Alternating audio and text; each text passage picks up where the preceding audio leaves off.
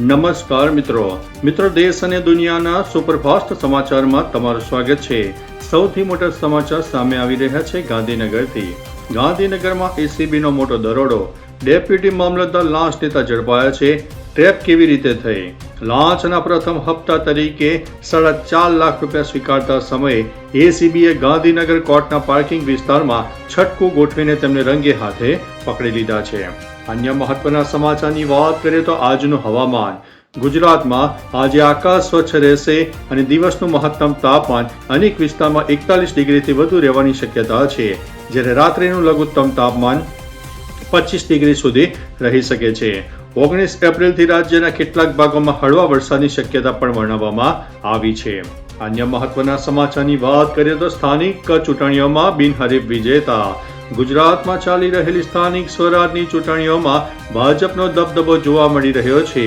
ઊંઝા તાલુકા પંચાયતની 4 બેઠકો અને જોડિયાની પીઠળ બેઠક પર ભાજપના ઉમેદવારો બિનહરીફ જાહેર થયા છે। અન્ય મહત્વના સમાચારની વાત કરીએ તો ખેડા દુષ્કર્મ કેસમાં મોટી કાર્યવાહી કરવામાં આવી છે। ખેડામાં સગીરા પર દુષ્કર્મ આચરવાના મામલે પોલીસે કડક કાર્યવાહી હાથ ધરી છે। આ કેસમાં વિડીયો વાયરલ કરવાની ધમકી આપનાર 9 પૈકી 8 આરોપીઓની ધરપકડ કરી લેવામાં આવી છે। અન્ય મહત્વના સમાચારની વાત કરીએ તો ઇલેક્ટ્રિક વાહનો એટલે કે ઈવી પર ટેક્સમાં છૂટછાટ। ગુજરાત સરકારે ઇલેક્ટ્રિક વાહનોના વપરાશને પ્રોત્સાહન આપવા માટે એક મોટો નિર્ણય લીધો છે। 31 માર્ચ 2026 સુધી ઈવી ખરીદી પર વ્હીકલ ટેક્સમાં 5% છૂટછાટ આપવામાં આવી હતી, એટલે કે હવે વાહન માલિકોએ માત્ર 1% ટેક્સ ચૂકવવો પડશે। અન્ય મહત્વના સમાચારની વાત કરીએ તો હીટ વેવની આગાહી। ગુજરાતમાં ગરમીનો પારો સતત વધી રહ્યો છે। અનેક શહેરોમાં તાપમાન 41 ડિગ્રીથી લઈને 44 ડિગ્રીની આસપાસ પહોંચી ગયું છે। હવામાન વિભાગે રાજ્યના દરિયાકાંઠા વિસ્તારોમાં હોટ અને હ્યુમિડ એટલે કે ગરમ અને ભેજવાળા વાતાવરણની ચેતવણી પણ આપી છે। અન્ય મહત્વના સમાચારની વાત કરીએ તો પર્યાવરણ ચેતવણી।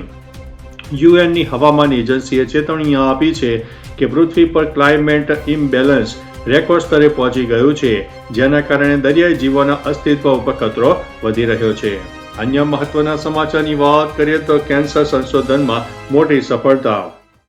મેયો ક્લિનિકના વૈજ્ઞાનિકોએ દૂધના નેનો પાર્ટિકલ્સનો ઉપયોગ કરીને જીવલેણ પિત્ત નળીના કેન્સરની સારવાર કરવાની નવી રીત શોધી કાઢી છે।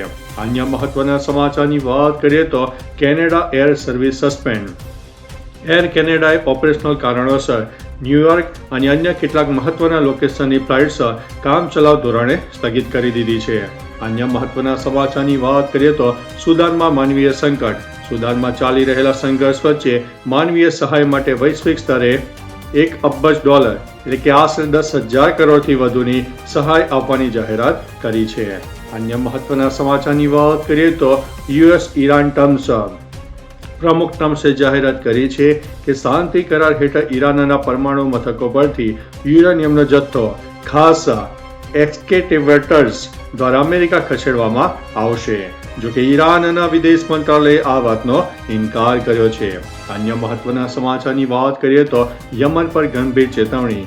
સંયુક્ત રાષ્ટ્રના વિદેશ દૂતે સુરક્ષા પરિષદમાં ચેતવણી આપી છે કે યમન ફરી એકવાર પ્રાદેશિક સંઘર્ષની લપેટમાં આવી શકે છે। સીઝ ફાયર એટલે કે યુદ્ધ વિરામના ઉલ્લંઘનને કારણે ત્યાંની શાંતિ પ્રક્રિયા જોખમમાં હોવાનું જણાવાયું છે। અન્ય મહત્વના સમાચારની વાત કરીએ તો વર્લ્ડ હેરિટેજ ડે એટલે કે વિશ્વ વારસા દિવસ। આજે 18 એપ્રિલના રોજ વિશ્વભરમાં વર્લ્ડ હેરિટેજ ડે ઉજવવામાં આવી રહ્યો છે। યુનેસ્કો દ્વારા આ વર્ષની થીમ ઐતિહાસિક સ્મારકોના સંરક્ષણમાં સ્થાનિક સમુદાયોની ભૂમિકા ઉપર રાખવામાં આવી છે। અનેક દેશોમાં પ્રખ્યાત પ્રવાસન સ્થળો પર આજે મફત પ્રવેશની સુવિધા પણ આપવામાં આવશે। અન્ય મહત્વના સમાચારની વાત કરીએ તો ઓસ્ટ્રેલિયાની ડીઝલ સુરક્ષા। ઓસ્ટ્રેલિયાના વડાપ્રધાન એન્થોની અલ્બેનીઝ દ્વારા જાહેરાત કરવામાં આવી છે કે ઓસ્ટ્રેલિયાએ વધારાના 10,000 કરોડ ડીઝલની આયાત સુરક્ષિત કરી લીધી છે। મધ્ય પૂર્વમાં ચાલી રહેલા સંઘર્ષને કારણે ઉર્જા પુરવઠો ખોરવાય નહીં તે માટે આ મહત્વનો નિર્ણય લેવાયો છે। અન્ય મહત્વના સમાચારની વાત કરીએ તો ફીફા વર્લ્ડ કપ 2026 વિવાદ। અમેરિકામાં યોજાનારા 2026 ફીફા વર્લ્ડ કપ પહેલા ટ્રાન્સપોર્ટ એટલે કે બસ અને ટ્રેનના ઊંચા ભાડાને લઈને ચાહકોમાં ભારે રોષ જોવા મળી રહ્યો છે। અમેરિકી નેતાઓએ ફીફાને ભાડામાં સબસિડી આપવા માટે દબાણ કર્યું છે। અન્ય મહત્વના સમાચારની વાત કરીએ તો કેન્સરની સારવારમાં નવી આશા. અમેરિકન એસોસિએશન ફોર કેન્સર રિસર્ચમાં વૈજ્ઞાનિકોએ નવી પેઢીની કેન્સર દવાઓના સફળ પરીક્ષણની જાહેરાત કરી છે, જે ટ્યુમરને સીધું નિશાન બનાવીને મારી શકે છે. અન્ય મહત્વના સમાચારની વાત કરીએ તો દુબઈમાં બુર્જ અલ અરબ હોટેલ બંધ. દુબઈની જગવિખ્યાત 7 સ્ટાર હોટેલ બુર્જ અલ અરબ સમારકામ માટે આગામી 18 મહિના સુધી બંધ રાખવાનો નિર્ણય લેવાયો છે. યુદ્ધ દરમિયાન થયેલા ડ્રોન હુમલાને કારણે ઇમારતને ભારે નુકસાન થયું હોવાનું જાણવા મળ્યું છે. અન્ય મહત્વના સમાચારની વાત કરીએ તો અમેરિકા ઈરાન શાંતિ વાટાઘાટો. અમેરિકા અને ઈરાન વચ્ચે સંબંધો સુધારવા માટે આગામી સોમવારે પાકિસ્તાન અને ઇસ્લામાબાદમાં એક મહત્વપૂર્ણ બેઠક યોજાવાની શક્યતા છે. પ્રમુખ ટ્રમ્પે સંકેત આપ્યો છે કે બંને દેશો વચ્ચે મોટો કરાર ખૂબ જ નજીક છે. અન્ય મહત્વના સમાચારની વાત કરીએ તો અફઘાનિસ્તાનમાં શિક્ષણનો નવો રાહ. અફઘાનિસ્તાનમાં શિક્ષણથી વંચિત રહેલી મહિલાઓ માટે ઓનલાઈન યુનિવર્સિટી એક નવું આશાનું કિરણ બની શકે છે. અનેક આંતરરાષ્ટ્રીય સંસ્થાઓ દ્વારા અફઘાન યુવતીઓને ઘરે બેઠા ઉચ્ચ શિક્ષણ અને મેડિકલ અભ્યાસ પૂરો પાડવા માટે વિશેષ પ્લેટફોર્મ શરૂ કરવામાં આવ્યા છે. અન્ય મહત્વના સમાચારની વાત કરીએ તો નાસાનું આર્ટિમિસ 2 મિશન. નાસાના અવકાશ યાત્રીઓ ચંદ્રની ઐતિહાસિક સફર માટેની અંતિમ તૈયારીઓ શરૂ કરી દીધી છે.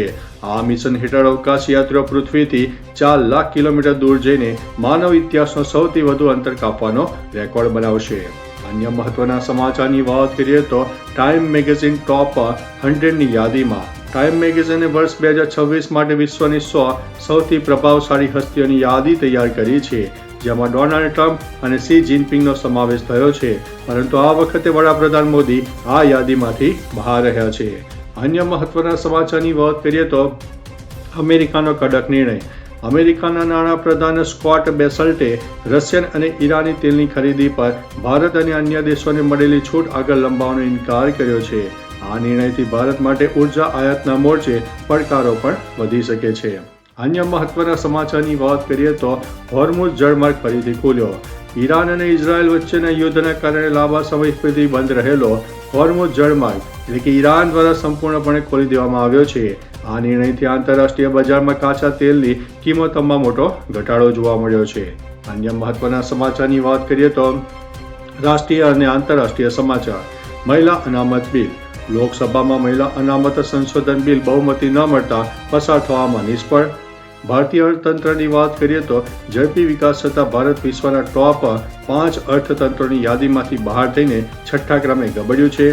પંજાબ સરકારની જાહેરાતની વાત કરીએ તો જુલાઈથી દલિત મહિલાઓને દર મહિને 1500 રૂપિયાની સહાય મળશે.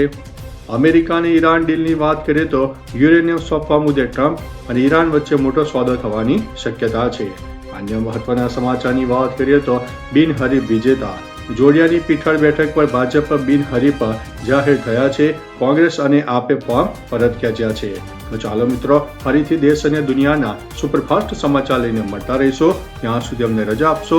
નમસ્તે.